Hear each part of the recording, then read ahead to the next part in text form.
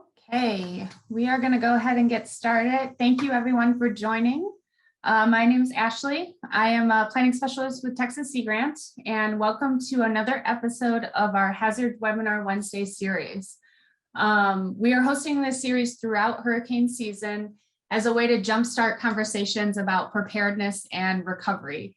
But these concepts and strategies are helpful for all types of disasters that Texas experiences. So previously, we discussed topics relevant to homeowners and business owners. We had separate webinars on insurance and different aspects of insurance. We've had webinars on business preparedness and continuity plans. And we've also had webinars, most previously in July and August, we had 2 webinars on building codes and ordinances and thinking about resilience. And we will be putting links up in the chat to direct you to those. So if you haven't seen some of those other webinars, I highly encourage it. We've had great speakers join us throughout this season and a lot of great information. So I'm joining from the coastal bend right now. As I'm looking out my window, it's very dark and rainy. So we're having quite a time here. And I am also joined by my co-host, Kate DeGennaro, who is also a planning specialist with Texas Sea Grant, and she is located in Brownsville and covers a lot of the Rio Grande Valley. So the topic we're going to be focusing on today is the recovery phase of emergency management, which is very relevant for city officials and elected officials to understand, city staff, but also homeowners, because it's important to not only have a community plan, but also an individual plan, and knowing what the process is after a disaster can help you to jumpstart and quicken that process. So I am going to share my screen again and do a brief introduction before we jump into our presentations that we have today. So the disaster recovery period can be quite overwhelming, but there are steps communities and individuals can take before that can help alleviate negative effects and reduce overall recovery time. If you've not been through a disaster, you might not be able to imagine the many steps and tasks and decisions that have to be made. Even if you've been through a disaster, it can be easy to forget how overwhelming that process is. So we've invited speakers from different agencies and organizations about how you can prepare for recovery about how you can prepare for the recovery period before a disaster even hits your community, because we all know that is not a matter of if a disaster strikes, but when a disaster strikes. So although we hope it won't happen to our community, it is important to know what to do when it does. So recovery is an incredibly complex and unlike response, requires a really diverse stakeholder group to achieve comprehensive overall recovery. Response requires a lot of input and activity and efforts from different groups, but it's usually a more concentrated group where recovery involves a complex network. So it involves actions relative to rebuilding homes, replacing property, resuming employment, and restoring businesses, and permanently repairing and rebuilding infrastructure. But more simply, it really involves balancing that immediate need with the longer-term goal of reducing future vulnerability. The goal with recovery should always be rebuilding and restoring in a way that considers how the disaster affected different aspects of your community and region, and working to alleviate those vulnerabilities for the future. So it's not rebuilding exactly what you had before in most cases. It's really trying to consider how you can reduce those vulnerabilities. So many steps can be taken immediately after a disaster to help with this, including updating floodplain regulations immediately after if you've had a lot of flooding in the area, putting a moratorium on development until a damage assessment has been conducted, creating a wish list of projects before a disaster. So when relief funds are available, you have something in place and you can already start to capture those funds. So a couple of years ago, Texas Sea Grant assisted Aransas County and the long-term recovery group after Hurricane Harvey to kind of capture and put together a report of their long-term recovery and kind of come up with some strategies and also lessons learned. It's overview of actions that were completed, a matrix of identified projects and funding sources, and strategies for aspects of recovery. This flowchart was created and used as a guide and demonstrates just the complex nature of recovery. Our guest speakers today are going to cover a few of these topics on their own, and it will be really interesting information and helpful. But as you can see, it's really important to try and start to organize these aspects before a disaster comes, because you really need to plan out, as you see on the bottom. I might be a little blurry and I apologize for that, but the yellow on top is long-term recovery plan category. The blue is the early stages, some of those immediate actions and aspects that you need to focus on. The green is within a year. The orange red is 1 to 3 years, and then the bottom is about 3 to 5 years. So planning those steps to recovery can really help to reduce that overwhelming feeling that communities have when they're faced with a disaster. Let's see, we discussed recovery as an overall today, but recovery includes many different phases, each with its own functions, and should be closely integrated with response, as the line between response and recovery is not distinct, and they tend to blur into each other as you're going through them.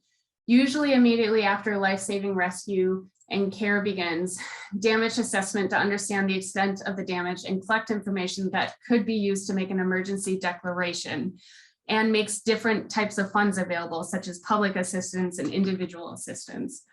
Our previous webinars in July and August covered resilient building codes and ordinances, and included a presentation from Builders Official Association of Texas with great information about the damage assessment process and who to reach out to and contact about that, because that is a really important aspect in the response and recovery phase, is assessing your damage. And I believe some of our presentations will also be discussing that. So the short-term recovery focuses on immediate tasks of securing the impact area and stabilizing conditions under which households and businesses can begin the process of preparing to rebuild, while long-term reconstruction focuses on the actual rebuilding of homes. Businesses and major infrastructure, recovery management monitors all of this and the previous activities and seeks to provide resources that you need to accomplish it. So after a disaster, the need for resource and assistance is immense. And in understanding how funding is decided on and dispersed can really help communities speed up that process, applying for funds and overall recovery. This flow chart was created for the long-term recovery report for Aransas County. And after coordinating response activities, the next step is for homeowners, renters, and the community overall to coordinate to apply for insurance. That's the next step. We have Texas Department of Insurance on today who will be speaking a little bit about that.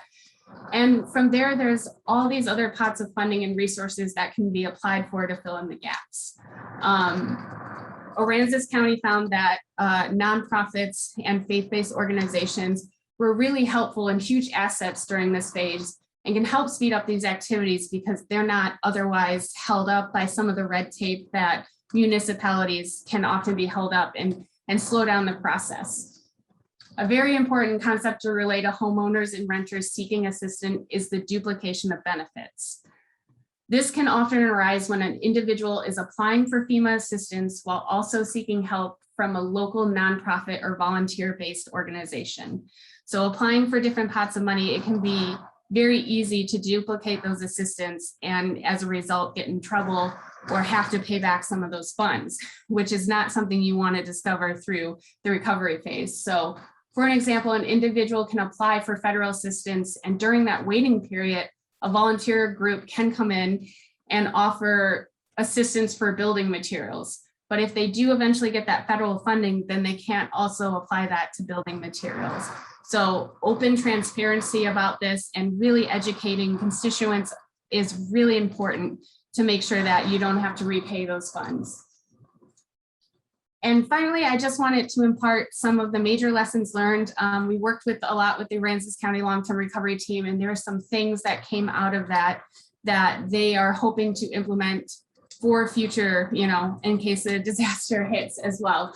So having regularly connecting and engaging with public is an essential element of long-term recovery. They establish a PIO officer, and I highly recommend, and there are some funds out there for that can help with this, hiring someone who specifically does public information is very important. Having a coordinated message between jurisdictions within a county or a region is also highly important, because we all know that misinformation and rumors fly around a lot after a disaster. So figuring out how to coordinate that message is going to be really important. And seeking out, thinking about legal advisors in advance of receiving funds, because there's lots of rules and regulations that you have to follow, and not being fully aware of these can sometimes result in, having to repay back, or having, getting in trouble and having some issues.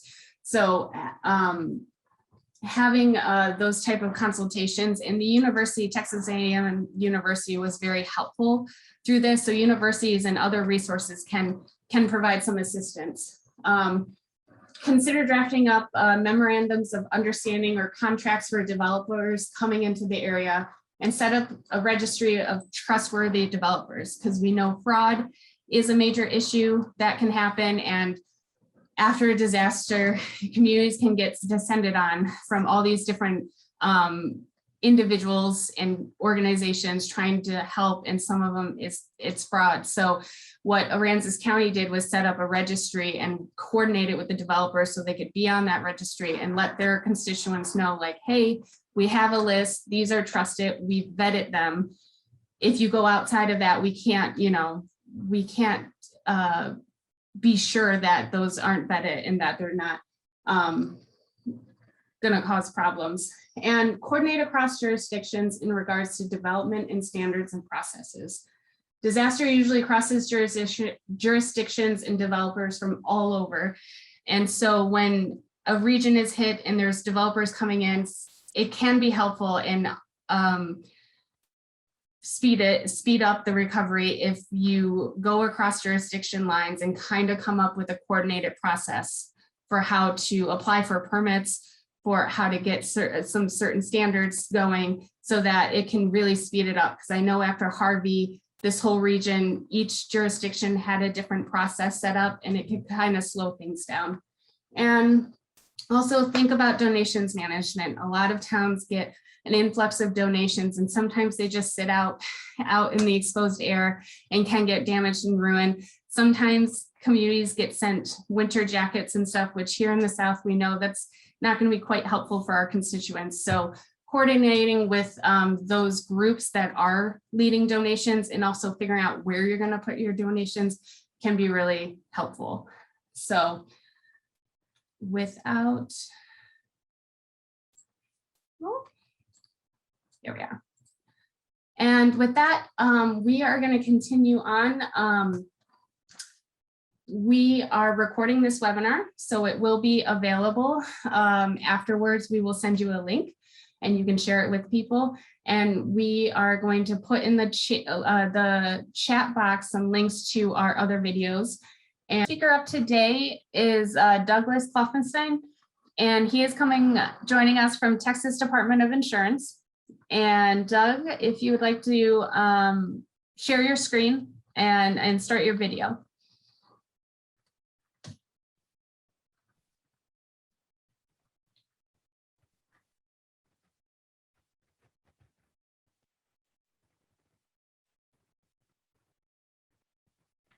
I am not hearing anything currently. Did you, when you shared your screen, did you click the share audio?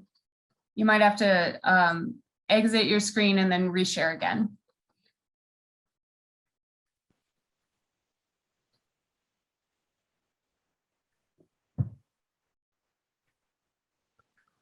I'm not hearing anything. Okay. No problem. Yeah, so just stop sharing. And then when you reshare, in the bottom left-hand corner, there's a checkbox to share your audio.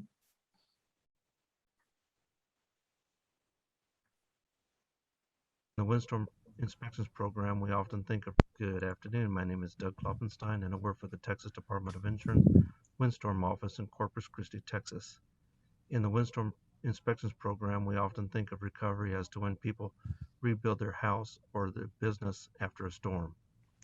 When an existing structure that is located in any of the Texas coastal counties is either altered, repaired, or re-roofed, the Texas Windstorm Insurance Association and other insurance companies may request a copy of the windstorm certificate of compliance WPI-8 or WPI-E in order to continue writing the wind and hail portion of the policy.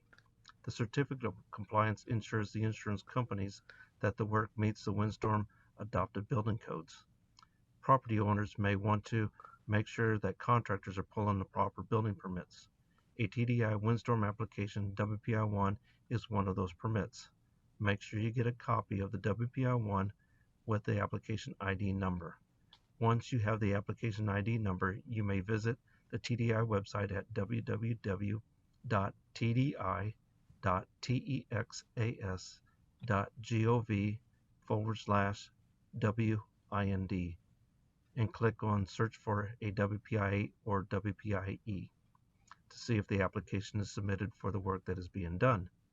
For those receiving a WPI-8 or WPI-8E through an engineer, it may depend upon the engineer as to when they submit their paperwork to the department. For those receiving a WPI-8 through the Texas Department of Insurance Windstorm Inspections Program, TDI usually issues the WPI-8 1 to 2 days after the final inspection is made. After the work is complete, you may go to the TDI website and search for the WPI-8 or AE. Property owners want to make sure that they get a copy of the certificate of compliance over to their insurance agent. If they don't get a copy of the WPI-8, they could cancel or non-renew an owner's wind and hail policy. So it is extremely important that a owner of a property gets a copy of the WPI or AE over to the insurance agent. Thank you and have a good day.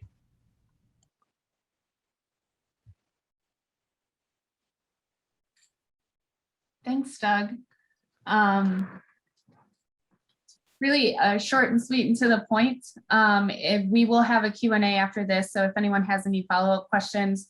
I know one thing that in our previous conversations we talked about is the ability to reach out to TDI following an insurance claim if you feel like you were denied for a reason, or if you did not receive enough. There are steps that you can take to kind of address that and work through them just to figure out what went wrong there.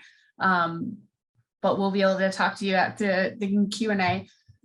Our next presentation is from David Lawson. He is a senior business continuity and catastrophe plan analyst for Texas Windstorm Insurance Association.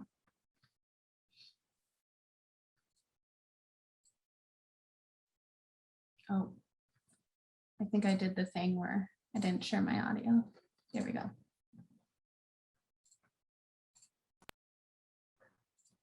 My name is David Lawson, and I'm with the Texas Windstorm Insurance Association. We want to thank Texas Sea Grant for having us out to talk a little bit about recovering after a storm and working with TWIA throughout the claims process. Today, we'll cover the claims process, the supplemental payment process, how endorsements can impact your claim, certificates of compliance, and what to do if you disagree with TWIA's claims decision. Once you've filed a claim, an independent adjuster will come out to your property to document the damage. The initial inspection of your home isn't the end of the process, though. It's just the beginning. Our independent adjuster's estimates are really just that. They're estimates. We try to document the condition of the property as close to the date of loss as possible. From there, the independent adjuster will put together a report complete with a line item estimate, photos of the property, and a narrative describing the inspection that took place. The adjuster will then send that report to our in-house claim examiner, who will determine if there is coverage available for the damage. If there are questions about what caused the damage, or the scope of repairs that need to occur to fix the damage, we will engage experts. For example, if we're not sure what caused the damage, we will engage a structural engineer to go out and determine the causation. If we're not sure how much repairs need to be done or what type of repair needs to be done, we will engage a building consultant. If your claim has been accepted and you receive a check, but the amount is not enough to pay for the covered repairs, there is a process that we have called the Supplemental Payment process that will try to address the damages that have already been accepted. While we always try to ensure that our estimates are as accurate as possible and we get it right the first time, the cost of labor or materials may have increased from the time that our estimate was written. We utilize an estimating software that uses local pricing based off of monthly market research in your area. These prices are updated monthly and may not include increases in labor and materials that have occurred over the amount of time since our estimate was written. If you have received an estimate from us, but your contractor's estimate for the same scope of work is higher, you have 120 days from when you receive the claim acceptance letter to submit an estimate to us. For us to determine where the price differences lie, we need to be able to compare apples to apples. Our estimates are what is known as line item estimates. These go through all of the materials that are needed, the measurements and the amount of those materials, and the unit pricing for the material for the work that has been accepted.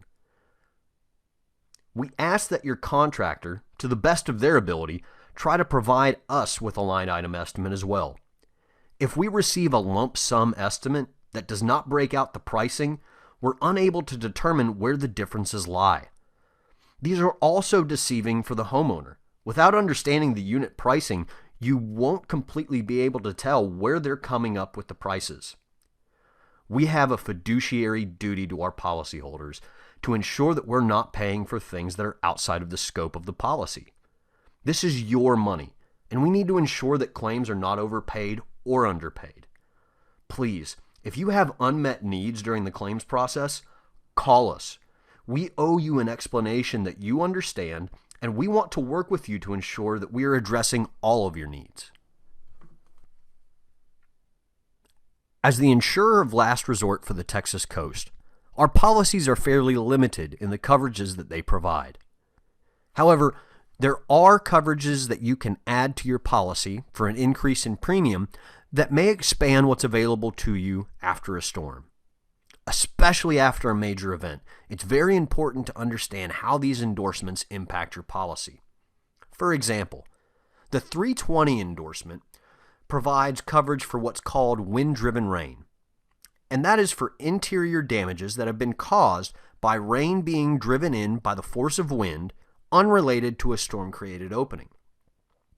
But it also provides coverage for something called additional living expenses. Now, this is only for primary residences, not for secondary homes. But if your home has been deemed to be unlivable because of covered damage, we will pay for the increased cost that you incur by staying at hotels, eating out, and additional transportation costs that you've incurred. Just remember to keep your receipts and submit them whenever those costs have been incurred.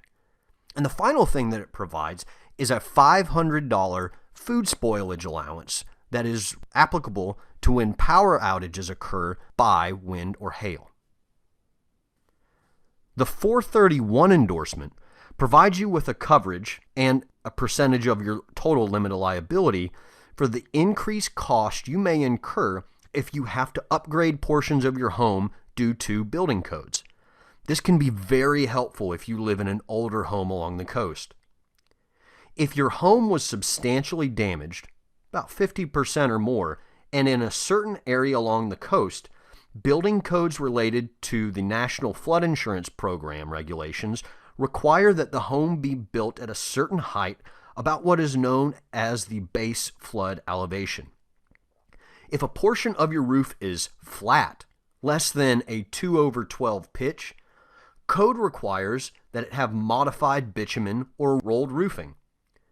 Sometimes, roofers will install shingles over these areas, which can lead to internal leaks. If you have to upgrade the roofing to adhere to code, this endorsement can help cover that cost. You and your agent can sit down and determine if you should allot 5, 10, 15, or 25% of your total limit of liability or the total amount of insurance that you have on your building. If your coverage A limit of liability is $100,000 and you selected a 10% allowance for the increased cost of construction, you will have $10,000 available to you to help with the cost of upgrading due to codes. This is in addition to your premium and not a part of the limit of liability for coverage A. But to receive these funds, you must first satisfy the following. You must incur the cost of the work and then submit your receipts, any engineer's drawings and plans, and then the documentation referencing the code that needed to be applied. An important piece of the recovery process is remembering to obtain certificates of compliance for certain repairs. Structures built, altered, or repaired on or after January 1st, 1988, with some exceptions, must obtain a Certificate of Compliance, or WPIA. This is a free inspection program administered by the Department of Insurance and is also an eligibility requirement for policyholders with Texas windstorm. For example, if your roof needs to be replaced because of a storm, your contractor will reach out to the Department of Insurance Windstorm Inspection Program field offices to set up an inspection before, during, and after the process of repairing. This is to ensure that the repairs are done according to code. There may be instances in which policyholders disagree with our claim disposition. Appraisal is a formal process used to resolve disputes on parts of the claim that have been accepted. This means that you've either received a payment for the claim or that the claim was below your deductible.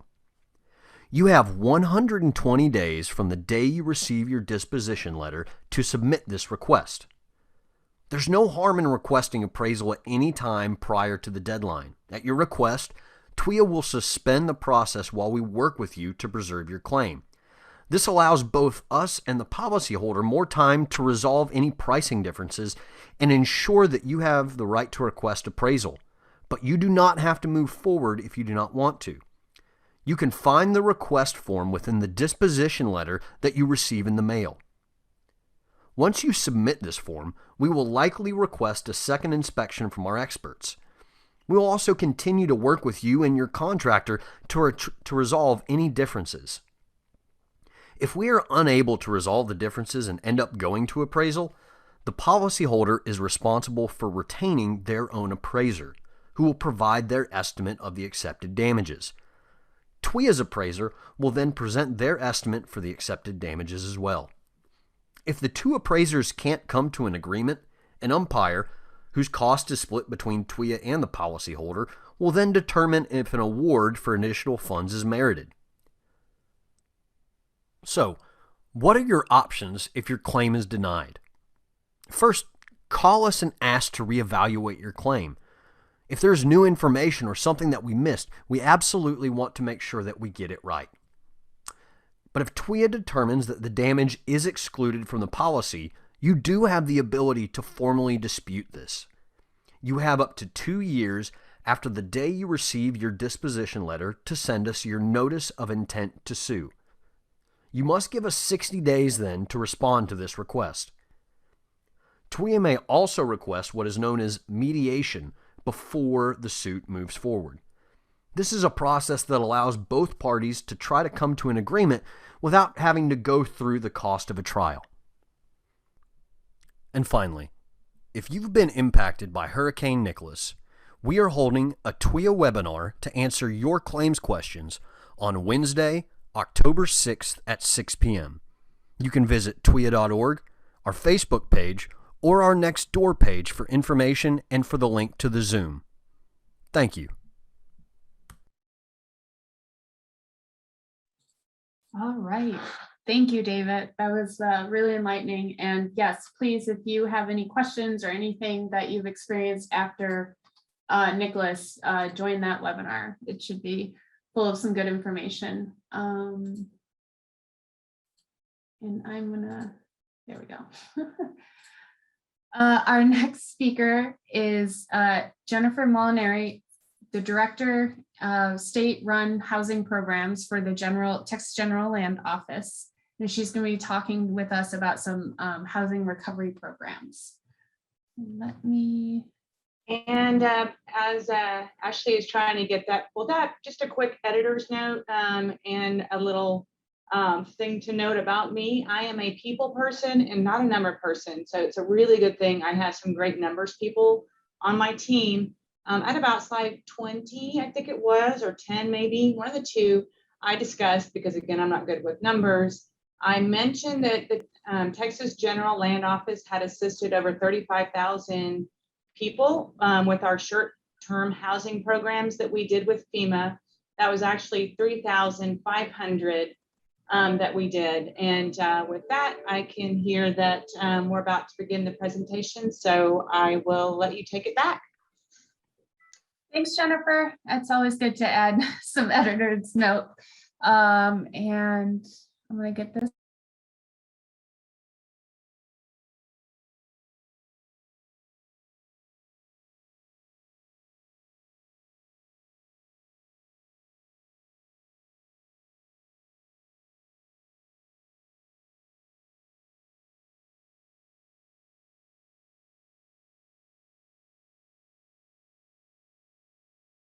Team to make high quality.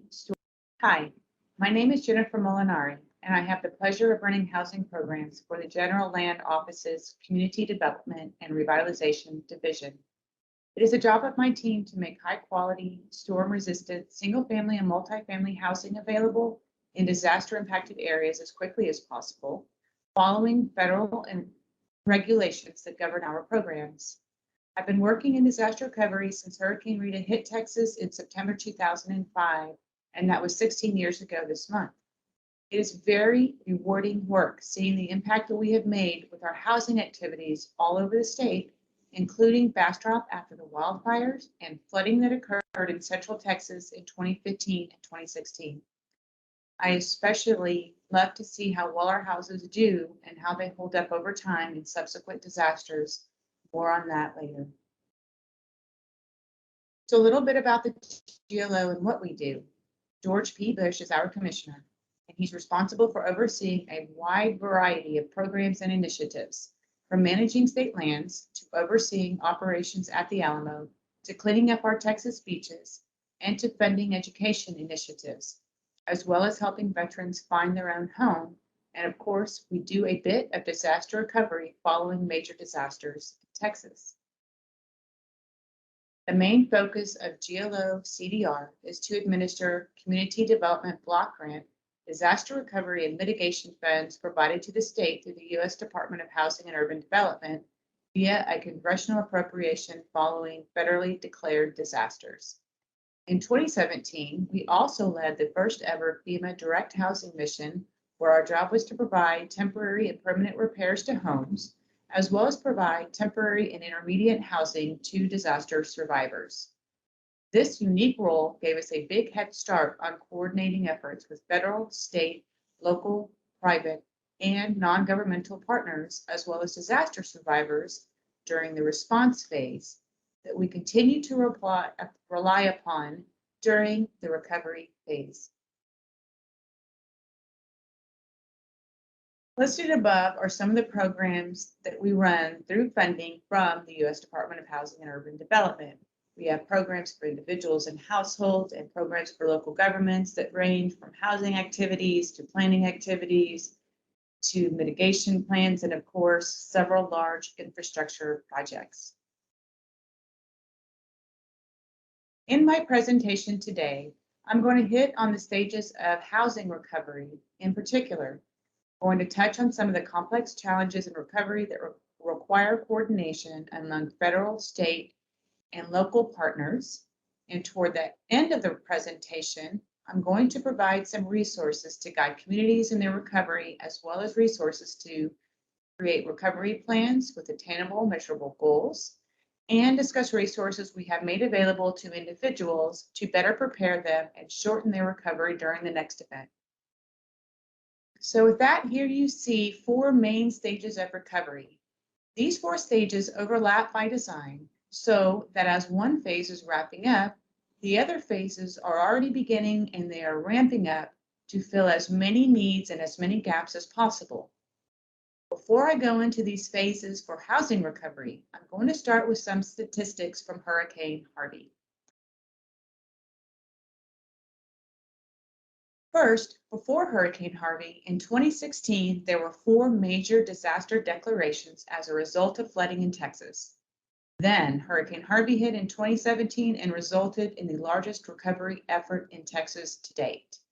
60 inches of rain fell in Houston alone. 80,000 homes had at least 18 inches of floodwater. Almost 780,000 Texans evacuated their homes, and 80% of flooded homes didn't have insurance, even though most of them were not within the floodplain.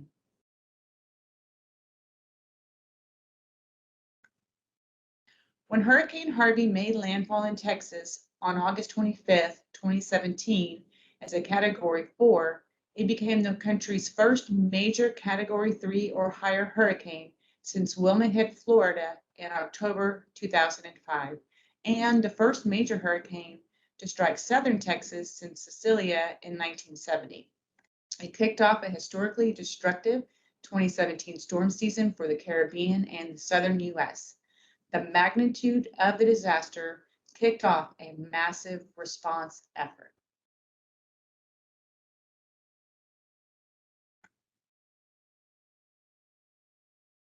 A few more facts about Hurricane Harvey. It caused over 100 direct and indirect deaths and caused about $125 billion worth of damage. At the time, it was the second most costly hurricane to hit the U.S. mainland since 1900.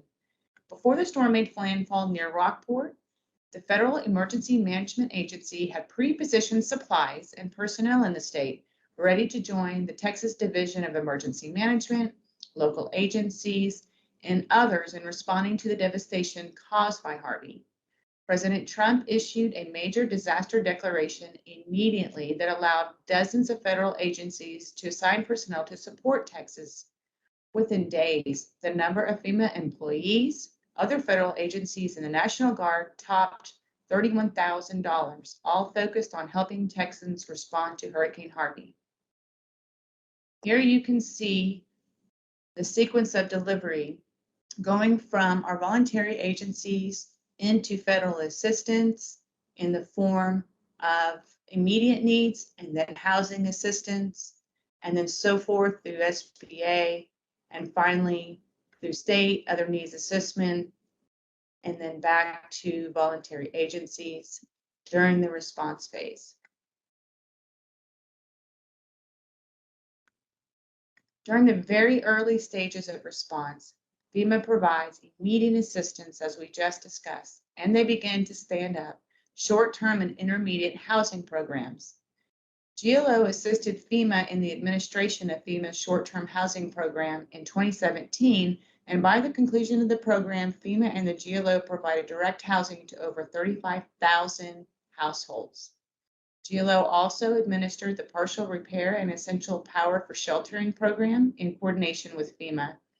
This was the first time in Texas history that repairs have been offered by the state as part of the short-term housing recovery mission. More than 15,000 families received assistance through PREPs, and again, more than 35,000 households received assistance in the form of permanent repairs, temporary housing in MHUs, and a direct lease program. Next, we're going to start talking about long-term housing recovery phase and programs currently administered by the GLO. Housing recovery often starts a couple of years or more after the event itself and continues for several years after that. It is often asked why it takes so long for CDBG disaster recovery money to become available. Here is just a sample timeline, and it can always take longer.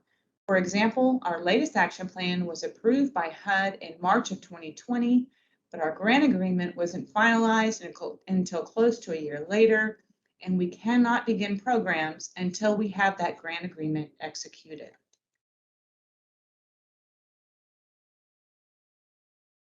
As you just saw, it takes a very long time from the date a storm hits to the date funds first become available to the state. HUD signed grant agreements with GLO in 2018 and 2020 for allocations specifically intended to address the effects of Harvey. Knowing that recovery takes a long time and is very expensive, Commissioner Bush was clear from the beginning that GLO's recovery funding must be used to build back stronger and more resilient communities. As it relates to housing recovery programs, that means we build homes that withstand future events. As an example of this, since 2005, when Hurricane Rita hit Texas, CDBG DR funds have been used to assist over 15,000 households, and less than 1% of them have received assistance under multiple storms.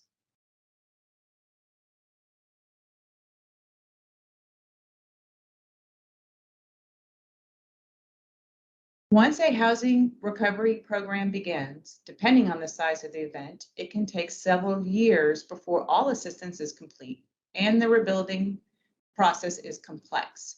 For example, with Harvey, we started building our housing programs as soon as we were notified that federal assistance was coming, but it took until November of 2018, over a year later, to launch the program.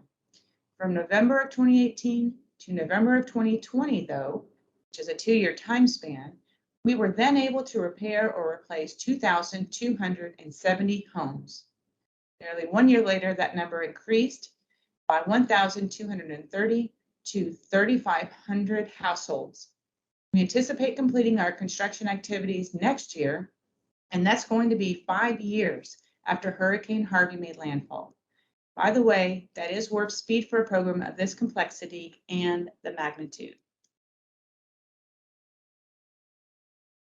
As you just saw, it takes a very long time from the date a storm hits to the date forms first become available to the state, then several years more to complete activities. We want to make sure, because of that, that our homes fare better in future storms and have lessened the time in their recovery. So here are some of the resiliency features that we provide when we build single-family and multifamily housing.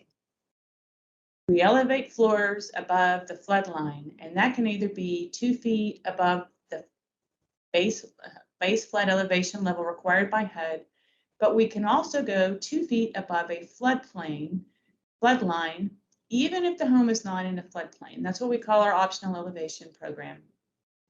We also have reinforced roofs, breakaway ground floors if you're on the coast. And in all of our homes, we have Energy Star appliances and mold and mildew resistant products.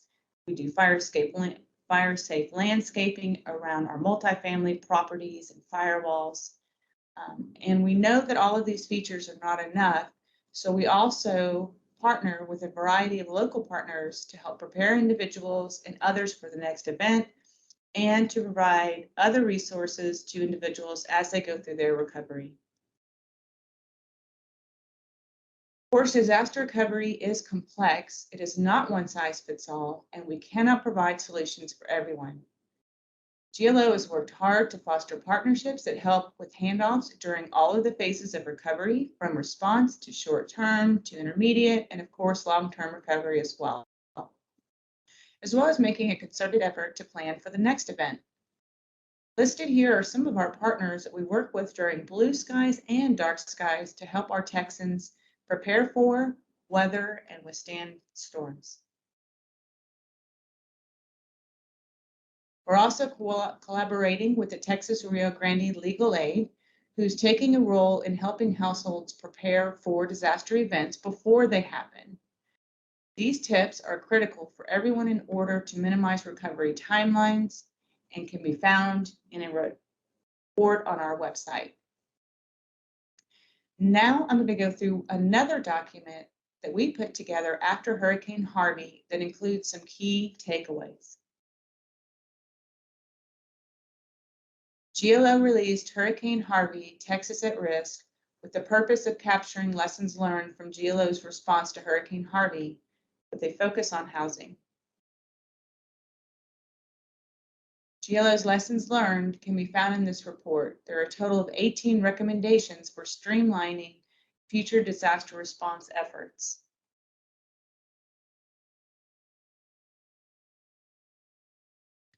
Looking forward, GLO is funding some comprehensive planning stories across the Harvey impacted area with a focus on future resiliency. We will also be launching a pilot program known as the Resilient Home Program that will provide Harvey applicants with an option to have a home that is rebuilt using resilient materials, including steel frame, modular, tilt wall, and 3D printed homes. That program is in its early launch phase, and we should begin rebuilding using these technologies in the coming year.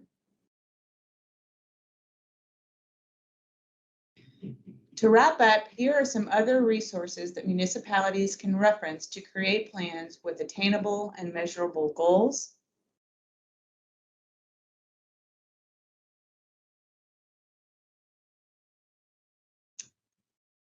And with that, I'm going to conclude my presentation today. All right. Thank you, Jennifer. That was really helpful. Trying to do multiple things at once.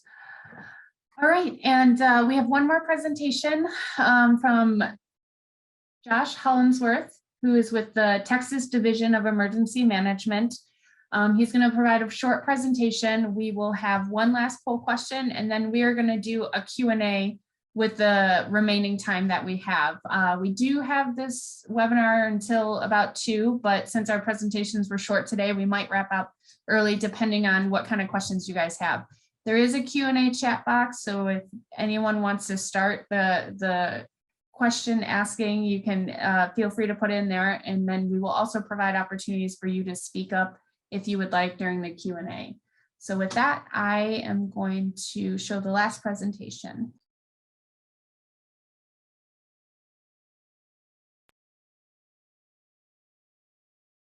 My name is Josh Hollinsworth, Recovery Coordinator with the Texas Division of Emergency Management. Now, we'll be talking about disaster declarations and disaster assistance. The Texas Division of Emergency Management carries out the missions of recovery and mitigation with dedicated personnel located in 7 regions across the state. In recovery, we generally talk about 3 types of federally declared disasters. First is the Major Disaster Declaration, which includes individual assistance and public assistance. There's also the Emergency Declaration and the Fire Assistance Mitigation Grant, or FMAG. The graphic on screen shows how the Major Disaster Declaration is granted. First, there's a submission of damage estimates. Those lead to the joint preliminary damage assessments to determine if the counties and state have reached their thresholds. The governor may then request a disaster declaration within 30 days of the incident. For the damage assessment process, we have 2 very important tools that we use. For damage to households and businesses in the affected disaster area, we utilize the Individual State of Texas Assessment Reporting Tool, or ISTAP. For public entities, we utilize the Public Assistance State of Texas Assessment Reporting Tool, or PSTAP. You can scan the QR code on your screen now to find out more information on how the damage assessment process works. To qualify for public assistance under a major disaster declaration, 2 fiscal thresholds must be met. First is a statewide threshold, and then each county must meet their individual threshold to qualify for public assistance within that particular county. These thresholds are adjusted each October, and they are based on the Consumer Price Index and the latest official census. Note that this threshold dollar amount only includes public infrastructure, debris, and overtime. It does not include businesses or housing damages.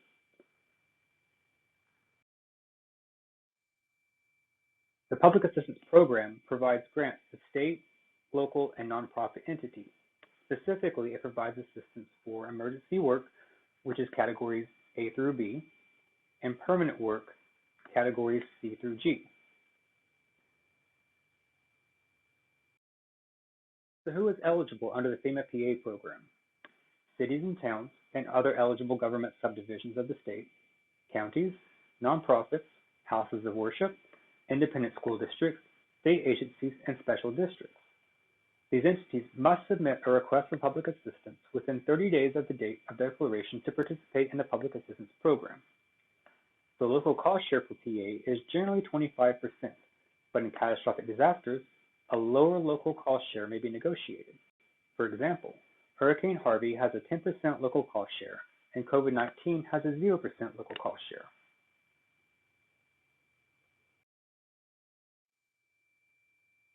For individual assistance, there is no set threshold.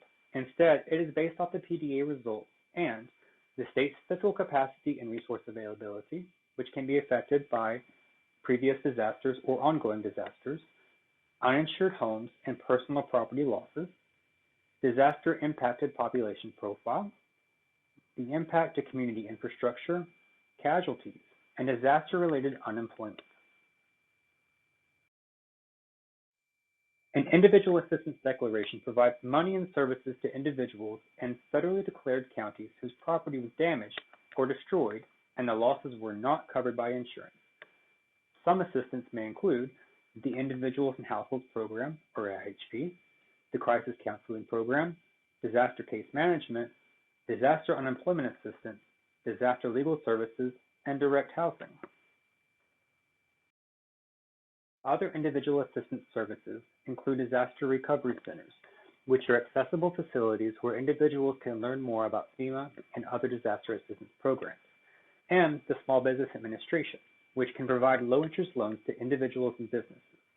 Loans are the primary form of federal assistance for the repair and rebuilding of disaster losses. So for the major disaster declaration, counties are declared, not cities, so each county must meet that threshold for the county. The state can be approved for individual assistance and public assistance, or only individual assistance or only public assistance. They have two separate approval criteria. Both must be requested within 30 days of the date of the incident, unless an extension is requested by the governor. It is critical that local jurisdictions and state agencies submit their damage estimates as soon as possible. A disaster summary outline, ISTAT submission, and PSTAT submission is the first step in the disaster declaration process.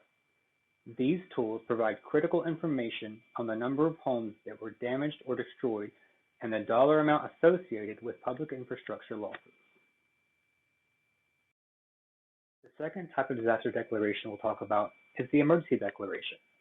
The governor may make a request to the president for an emergency declaration when there is or is expected to be a disaster that will quickly overwhelm the capabilities of the state and will require immediate federal assistance. This is intended to address the immediate protection of lives and property, public health, and safety. Under public assistance, emergency work, categories A and B, can both be granted, but usually only category B is included. Preliminary damage assessments are required to add additional categories. For individual assistance, the Individuals and Households Program, or IHP, is the only form of I that may be authorized under an emergency declaration. Authorization of IHP in this scenario is rare. The third type of disaster declaration is the Fire Management Assistance Grant, or FMAG. The declaration process is initiated when the state submits a request at the time a threat of major disaster exists. The state must demonstrate that total eligible costs for the declared fire meets or exceeds either the individual fire cost threshold or the cumulative fire cost threshold. The cost share for FMAG is 25% for local jurisdictions. Eligible firefighting costs may include expenses for field counts, equipment use, the repair and replacement of tools, materials, supplies, and the mobilization and demobilization activities. Now we'll move into hazard mitigation. When a major disaster is declared, either for IA or PA or both, the Hazard Mitigation Grant Program can be made available. Hazard mitigation grants are not available under an emergency declaration. Funding available for hazard mitigation is limited to 15% of the total FEMA public and individual assistance available for the disaster. The HMGP post-fire is made available following an FMAG declaration, and the available HMGP funds is calculated annually based on the national average historical FMAG costs over the past 10 years. This amount, currently $454,432, is provided for HMGP post-fire for each FMAG declaration. The non-federal cost share is 25%. Subrecipients are responsible for 25% of total eligible project costs. Hazard mitigation grants are competitive, and some examples of these projects are generators, property acquisition and demolition, building and home elevations, and drainage projects. And that concludes this portion of the presentation. Thank you. All right, thank you, Josh. Perfect. Let's see. All the presentations we have now, before we Texas is gonna kick it off, start with some questions that Kate has. And then if anyone in the attendees has a question that they want to pose, please ask it. If you want to raise your hand, there's an option for that as well. So Kate, take it away.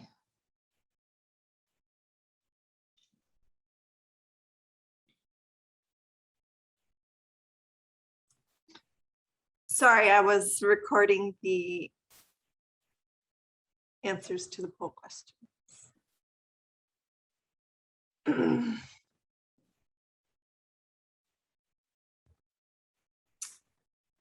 So our first question is for David from TWIA. And we have, is there a cost associated with reevaluating a claim? So there is not a cost to the policyholder in many circumstances. So I guess probably the most common scenario that we have is, let's say that we go out to the property, inspect, and then maybe there's more damage that's found there, or we have some questions about how much we need to really be doing in terms of paying for the repairs, or maybe expanding the scope of the estimate that we put together. We will absolutely incur the cost of hiring engineers and building consultants that are independent and third parties to go out there and do those secondary inspections. We provide the policyholder with all of those reports and basically all the documentation behind that. Now, when it comes to, let's say, that we get to the point where maybe there's some upgrades in code that need to happen, and we need to do maybe some very major repairs, or raising the home, something like that. That's where we would ask the policyholder to go and incur the cost to get the engineer to provide drawings and their report as to why we're doing a lot of the destructive or the larger scope repairs. But those are all a part of the endorsements that put on there, to where those are reimbursable. So once incurred, as long as that's a covered loss, and that is kind of something that we identify and get on the same page about before we get into a lot of that. But that is where basically the only time in which a policyholder would incur costs for inspections that would happen a little bit further down the line. But in terms of getting an engineer out there for causation, trying to figure out what caused this, that is something that we definitely incur on our own and provide the policyholders with those reports. Thank you. Sort of a follow-up question to that is, are there common reasons that claims are denied? Yeah, and in the context of a hurricane, I think the easiest way to put this is looking at flood versus wind. A really good kind of just basic rule of thumb to go by when it comes to looking at interior water damage. Did the water come in from the bottom up, or did it come in from the top down? So if we run into a home where there's flooding inside, and we go and we see that flood line, maybe it's either been mucked out, or maybe there's some visible lines where that flood water had receded but left that damage. We would, more or less, and let's say that there's no leaks up in the roof, there's no damage to the drywall up above, or through any of the kind of wind-driven rain areas that can be driven in by the force of wind. and we only see that flooding damage, that's where our policy, and it being a named peril policy, it's fairly limited in the coverages that we provide. So when there's that flood damage, that is basically that trigger that would cause the claim to be denied. And I think that's one of the more simple and straightforward instances and scenarios where a claim would be denied. But there's a multitude of different situations that we can get into where coverage can be excluded. And one thing to really think about, and I would encourage everybody to talk to their agents about, is how do the exclusions that are named in the policy, because we go through and we identify all of the damages that would not be covered by us, and those are in the exclusion portion of the policy. And that's available to you. We send it out to you with a renewal, but to really kind of have that more in-depth conversation about your particular home and what works for you, that's a really great kind of way to stop by your agent and go through some of those scenarios. But probably the most common one that we see in the context of a hurricane is that flood versus wind damage. That was actually the next question on the list is give more details on wind-driven rain versus flooding. So that's perfect segue. Yeah. So I'm sorry. No, go ahead. So wind-driven rain, it is basically the standard TWIA policy. Any sort of interior damage is going to need to have a storm-created opening. So there's, shingles have been blown off the roof, a tree has fallen into the roofing structure and caused holes around the siding. But there are, and we addressed this a little bit in the presentation that we did, there are things called endorsements, so additions that we can add to that policy. And one of the additions is for an endorsement that adds wind-driven rain coverage. So let's say that, we all have vents up on our roofs. We have the turtle vents. Maybe we have the ridge cap vents at the very top to allow that kind of warm air from the attic to escape. When we get into 50, 60, 70 mile an hour winds, that driving rain that's associated with a lot of the bands that come in from the storm, there can be instances where that rain gets pushed into windows, through areas where there's no real damage or storm created opening, but because of that force of the wind, it can still drive that in. If you don't have the 320 endorsement or the endorsement for the wind-driven rain, that coverage for the damage there is excluded. So that's a very important thing to make sure that on your policy you have that wind-driven rain coverage. But basically what we look for is, are there areas of unshielded shingles? Are there areas around this damage where there are those turtle vents, the window seals, anything like that? So again, from the sides in, from the top down, any sort of that damage that we see down below from the ground up, that's not going to be that wind-driven rain. That's going to be that flood damage. But it is very much predicated on whether or not you have the applicable endorsement for that type of damage. We had a previous webinar Wednesday that really focused on insurance. And if anybody in this webinar wants to scroll back through the comments, we provided a link towards our YouTube playlist for all of our hurricane preparedness videos. So this endorsements and stuff that David is talking about, there's going to be more information about endorsements and why it's so important to talk with your insurance agent continually about the whole insurance process, because a lot of times people will sign up for their policy and then they never look at it again. So it's important to keep looking at it and remind yourself of what's in there. Thanks. I have questions in the Q&A box, so yeah. Okay, this one is for Jennifer from the GLO.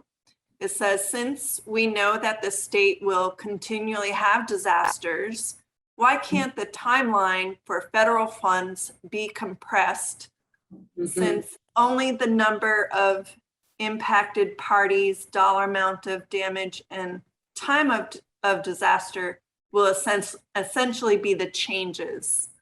Right, and that is such an excellent question, and we do get that quite a bit. So when you have a CDBG DR, disaster recovery or MIT funding, it is because of a direct result of a disaster. So every year, and for example, next year, I believe it's going to be $1 billion. Money will be set aside nationwide to address the effects of disasters. They will kind of combine all of those disaster events for the year that happen everywhere, be they in California, maybe out in New York. We've seen some this year, so you'll see this again. They'll kind of wait until all the disasters happen for a year, and then Congress will decide how much funding to appropriate for that year to disasters and come up with a formula to kind of distribute it based on the magnitude of the event that happened in the particular area. So by that very nature, you can tell it's already going to be at least a few months, if you're talking about hurricane season, before we even know as a state that any funding is going to be coming to us, right? So that's kind of the first step that happens. And then after that, a state will have to put together an application called an action plan. And then again, that's going to take some public comment because the public needs to know where the money is going to, and they need to have a say. Is it going to be for infrastructure? Is it going to be for plans? Is it going to be for housing? And then you can start to kind of see how that public process then feeds into that. And then it needs to go back to HUD and they need to approve it. So it would be nice if we just had a bucket of funding sitting there ready to be tapped into, but that's just not the case. And that's one of the reasons that it takes kind of so long. And another reason that it takes so long is something that we are working on together across the nation right now. And that is that our rules for how to spend the money change with every single what we call Federal Register notice, which are the rules that govern the program. So every time we get a new disaster, we have to put in a new action plan based on new federal rules. We right now are operating under, I think, 17 different Federal Register notices for different disasters and allocations. And that also can kind of, it can be part of the reason that it does take so long. So we're working on those solutions, but at the end of the day, the funding is about recovery, which is why we think as a state, it's really important to have those strong partnerships so that we know the folks that are going to need on the housing side that assistance immediately after the storm. We already know their names and faces, many of them, of course, not all, and we can kind of help find other resources for them that can fill those gaps until we can get there. So long and the short of it is, I wouldn't expect us to be ever at a place that we can shorten that timeline just because it's really predicated on what happens across the nation, whether or not we get the funding from Congress, and then the rules that come with it and public comment process after that. Thank you. Would it be safe to say that it would be quicker to go through the insurance claim process than to wait for federal and state assistance? So we like to say that you should take advantage of every single opportunity that you have. I did talk in my presentation quite a bit about how we don't just repair damage, and we do that for a reason. We go into a house and we build it back stronger, so that if you do have another disaster and you do need to make an insurance claim, maybe that's all you're going to have to do. You're not going to have to wait for us to come in behind the scenes a couple of years after the event. So yes, you should be going to your voluntary organizations, and you should know who they are, even before disasters happen. I mean, I've got to tell you, for example, it's a little bit of a tangent, but even last night, we had a tremendous thunderstorm in the Austin area, as many of you know. And I found myself walking around my house, taking pictures of different things as they looked last night before that storm rolled through, just because if I'm in the disaster business, I know it's better to prepare before it happens than try to do it while it's happening. So get your insurance in place, know what your endorsements look like in TWIA. I was taking notes when he was giving that presentation because we often have a lot of clients with TWIA funding. We definitely encourage folks to talk to Texas Rio Grande Legal Aid to kind of know where your resources are before the disaster happens, or even maybe when it's out in the Gulf, but definitely not after it's happened, because that's a chaotic time. Yeah. There is a question in the chat. And I was going to clarify and ask Patrick if you're asking this of any particular person, but what has been the best way in your experiences to get information to homeowners after a disaster? Keeping in mind that some of the homes are not being capable of occupation and they may be out of town and stuff. So I'm not sure anyone. Okay. He's posing a question to anyone, just kind of advice on, reaching out to homeowners, contacting them, get information to them. Is there anyone who wants to tackle that question? I can talk about it a little bit.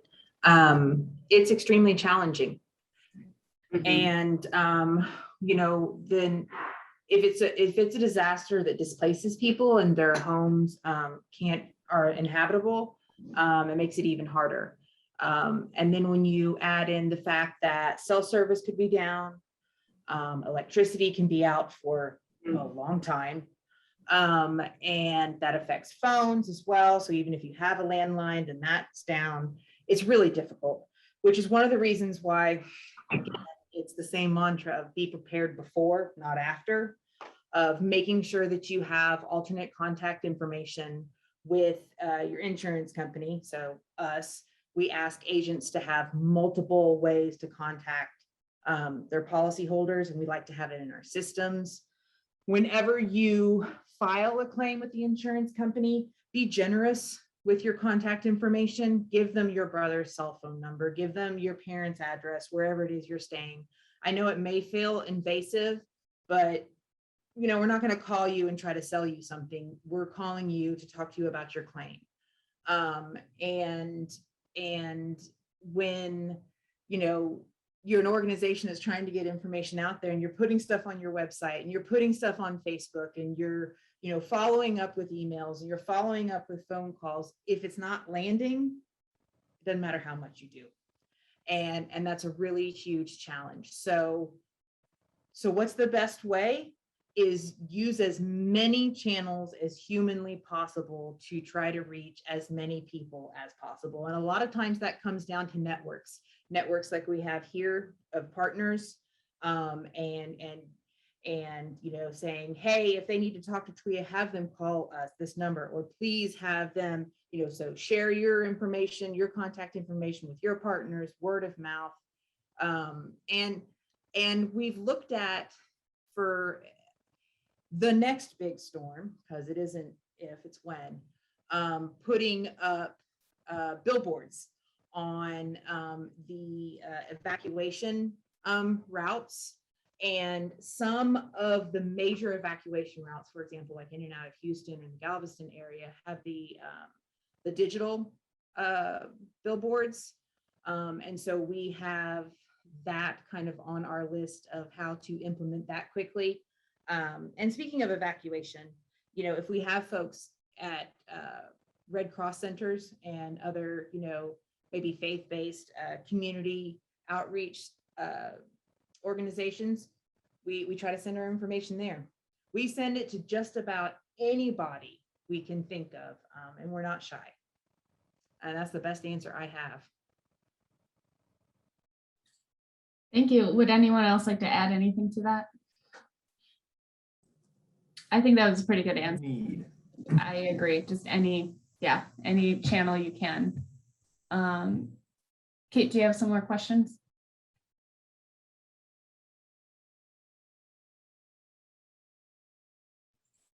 You're muted. Sorry. Okay. I'm providing a link in the chat for a resource that Texas Sea Grant has. It's called the Texas Homeowners Handbook to Prepare for Coastal Natural Hazards. Oops. Okay, I can ask a question while you do that. For Josh, in your presentations, you were talking about some of the cost share aspects and stuff.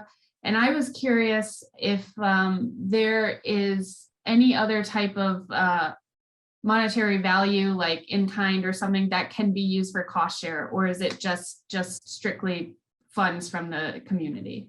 So there actually is cost share, yes. It doesn't have to be monetary funds, the dollars or whatever, donated resources, donated services. That's usually a very large one that comes in. For local governments, especially if they have volunteer services, you can put a dollar price on those volunteer hours, and for any services or any goods that are, any goods that are donated. A good example last year was when COVID started. Masks, people were donating masks. So even things like that were able to be counted toward a local share, which of course COVID has a 100% funding, federal funding now, and there's no local cost share for that. But in other disasters though, if you have volunteers to help clean up, or if clothing is donated or whatever, it has to be relevant to the disaster that has happened. So, you know, if you have trees down, people cleaning up trees would be an in-kind service. It can't be something totally not related to it. But yes, absolutely. You can have matches that are not dollars. Thank you. That's helpful, because I know that's an overwhelming thing for communities to think of that match. So it's good to know there are options.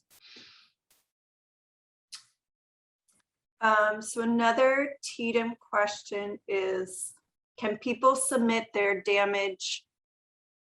own damage assessment somewhere to help meet the threshold for their county? This is just to clarify, we're talking about cities and counties, and so we have the PSTAT and the ISTAT. The PSTAT is where public entities, so cities, counties, ISDs, they can go submit their damages for the public threshold that we have. So the threshold that's met for each county for public assistance damage. And we have the ISTAT, and they have separate criteria for the public assistance and individual assistance. But yes, persons can go into the ISTAT tool and report the damage for their homes, you know, if it's minor, major, or destroyed, whatever the damage is, that's all collected in the ISTAT, and we review that, you know, on an ongoing basis after a disaster, and we can use that data to send to FEMA to say, hey, we have this many homes that have this type of damage, and they usually look for things like uninsured homes, if the person owns the home, and what the level of damage is to the home. So yes, we use both the PSTAT and the ISTAT to meet those separate thresholds for public assistance and for individuals. How do people estimate how much damage they've received? Like, does it have to be an exact amount, or is it an estimate? Like, I imagine a homeowner can't, you know, it's difficult for them to, yeah. So speaking on the individual assistance side, for the ISTAT tool, what happens in that tool is we don't ask for a dollar amount. What we're looking for is the level of damage to the home. So if it's affected, if it's minor, if it's major, destroyed, whatever level of damage it is, we want to know how many homes in each county have that, you know, what level of damage, whether they own the home and whether they have insurance, if insurance is going to cover it. It's not necessarily a dollar amount. FEMA's just looking for the level of damage to the number of homes and whether they're insured or not. So it's not really a dollar figure for the individual assistance. And is there a general deadline? Do you only have ISTAT up for a month or a couple weeks? So the ISTAT usually stays open for several months after the event. It would depend, of course, so the disaster area, whether we're able to get individual assistance for that disaster area, or if we were still attempting to get individual assistance for that area. There is a deadline after the disaster, and it can be extended and so forth and so forth. And while that period is open for us to be able to request the individual assistance, of course, the ISTAT tool would be open. And then, you know, if there were an extension or if there was some data that we were looking for in the back end to help justify adding more counties, and the ISTAT would be open for a longer period. Now, following the winter weather, we did open it up. The ISTAT is now open actually year-round now for anything. It's just not assigned to a specific disaster. So people can still submit damages. You know, for example, last night for the storms that happened around Austin, if there were damage last night, people could submit their damages in the ISTAT. They wouldn't go to a specific disaster in the ISTAT, but they could submit damage and say, hey, you know, we've had 5 homes damaged, or wherever in Bastrop County or in Travis County or wherever. So it's open year round, but we do have it where it's focused on certain disasters, following disasters. So the winter weather, or for Hurricane Nicholas and so forth. Thank you. I've seen on Facebook, different counties have been pushing people to fill out the ISTATs. So that's one place to go. I know not everybody's on Facebook, but that is one place to go to see if if an event happened in your county, to see if your county is encouraging you to do the ISTAT. Thank you. I think this is for the GLO. One of your slides briefly discussed the fortified program. Can you explain a little more detail about what that is and how homeowners can seek it out? You're on mute. Of course. I was following your lead. So all of our homes are built to fortified standards. It is a trademark. You can look online. It'll tell you exactly what is part of that. So one of the things I can tell you about it, for example, as it relates to insurance, is we have the fortified standards, and we've been actually working with TWIA to make sure that we can have a WPI 8 certification with the hurricane straps and clips that we use on those. I can't tell you the specifics of what it would take to have a fortified home. What I can tell you is that I went out to the East Coast a year ago, and they did a demonstration for us through the Institute for Building and Technology Safety, IBTS. And I watched them turn on some hurricane type winds onto a house that was fortified standard, and then one that was not. And talk about wind driven rain. I mean, at 15 minutes after they were done blowing, wind and water at this house, that the roof in one of them collapsed. And that was mainly because the water had gotten underneath the rafters. Did not happen in the fortified home. And then our building construction manager actually made some tweaks to our own building construction standards as a result of that. Galvanized, I don't even remember the name. I'm not the construction guy either, not the number guy, not the construction guy. Galvanized steel nails that also help to hold down the felt roof lining and things of that nature. So I hope that answers your question, but every home that we rebuild is built to be fortified as that trademark shows. Yeah, that's helpful. There you go. Aware of anything currently that can help if a homeowner is interested in the fortified program? Is there anything available yet in Texas to kind of help them get there or help them fund it or anything like that? Right. No, it is because our programs are disaster specific. And so I'm talking about Hurricane Harvey applicants right now. If they apply to us, we might rehab their home. If we rebuild it, then we're rebuilding it to those fortified standards. It is not something that is like a standalone program. Okay. Thank you.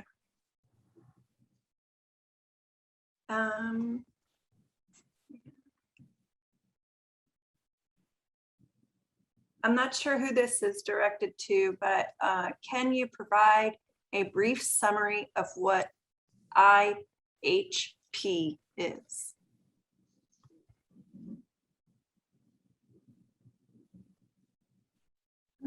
Individual household program. I'm not sure exactly. If we could have some context for what the question might be.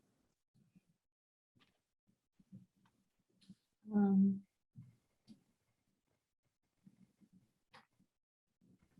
think that's just finding more information about what the individual housing program is and what kind of services it provides.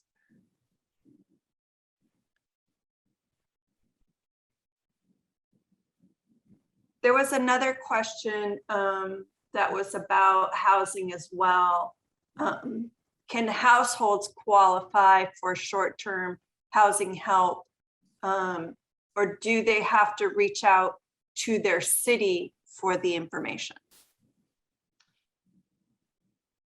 So I guess this might be a question for both TDEM and for housing, but again, I like to say, just know where your resources are, because they can come from anywhere. They're not going to come from the GLO, for example, for a long time after a disaster event happens. There's a lot of local volunteer organizations, so a lot of different resources. So you wouldn't necessarily just go to one place. It's not a one-stop shop unless you happen to go to a place that knows all those other shops to go to.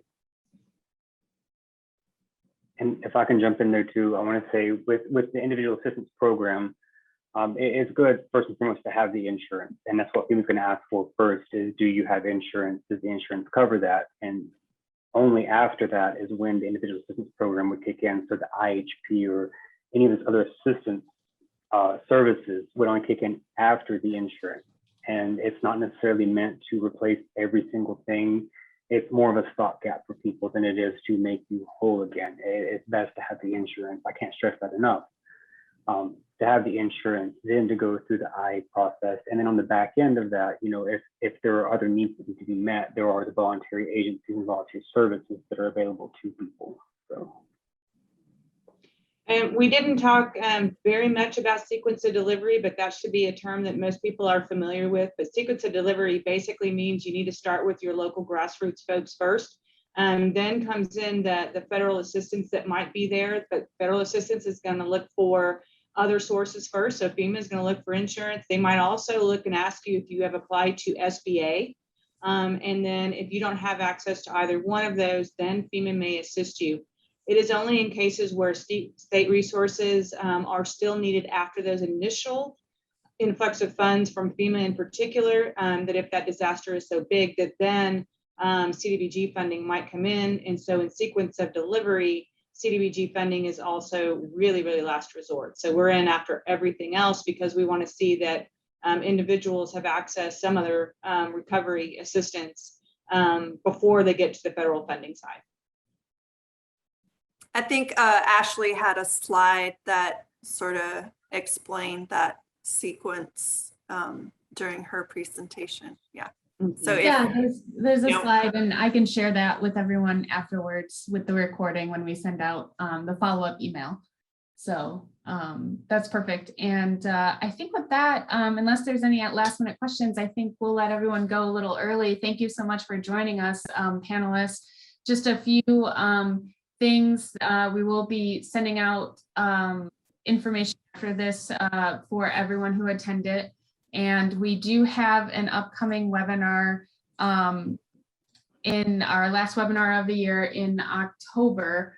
I realized I didn't put the date on this. It's going to be October 27th. And it's going to focus on how to avoid fraud. We talked a little bit about this here, you know, having a contractor registry and stuff, because there are some people who will take your money and not do the work. So we want to help people kind of recognize and identify that. So we will have that. And then here is all of the, we'll put the registration in the chat so you can link. And here's all of the contact information for everyone who presented today. Sarah, I don't think I added yours. I'm sorry about that, but we can provide that. And yes, as soon as you guys sign out, there will be a short survey asking just a few questions. Thank you so much for participating in that. It helps us to improve and helps us to focus on different topics if we know that people are interested in them. And with that, I'm going to conclude this webinar. Thank you everyone for joining. Thank you all very much. thank you. Thank you. Thanks. Have a great day.